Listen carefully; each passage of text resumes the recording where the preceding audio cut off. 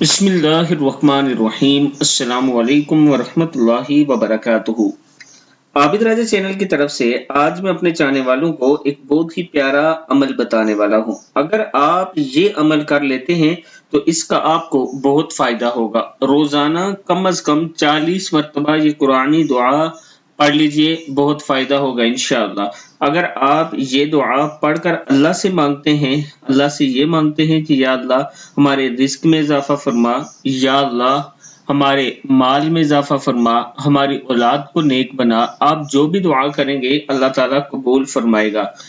दुआ क्या है? बिस्मिल्लाहिर्रहमानिर्रहीम। ला इलाहा इल्ला अंता सुब्हानका इन्नी कुन्तु मिनज़ ज़ालिमीन।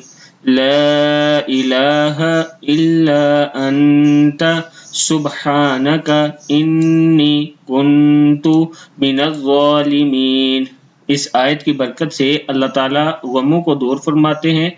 जब भी कोई मुसलमान शख्स इसे पढ़कर दुआ करेगा तो अल्लाह ताला इसकी दुआ कबूल फरमाएगा। हदीस शरीफ में है, जिस मुसलमान ने बीमारी की हालत में 40 मरतबा यह आयत करीमा पढ़ ली, अगर इसे बीमारी में इंतकाल हो गया तो शहीद का अजर मिलेगा, और अगर तंदुरुस्त हो गया तो इसके तमाम गुनाह माफ कर दिए जाएंगे। इस दुआ में तौहीद, तस्बीह और इस्तगफार तीनों चीजें मौजूद हैं, लिहाजा कम से कम रोजाना 40 मरतबा पढ़ लीजिए, बहुत फायदा होगा। अल्लाह ताला हम सबको ये छोटी सी दुआ पढ़ने की हिम्मत और तौफीक दे। आमीन।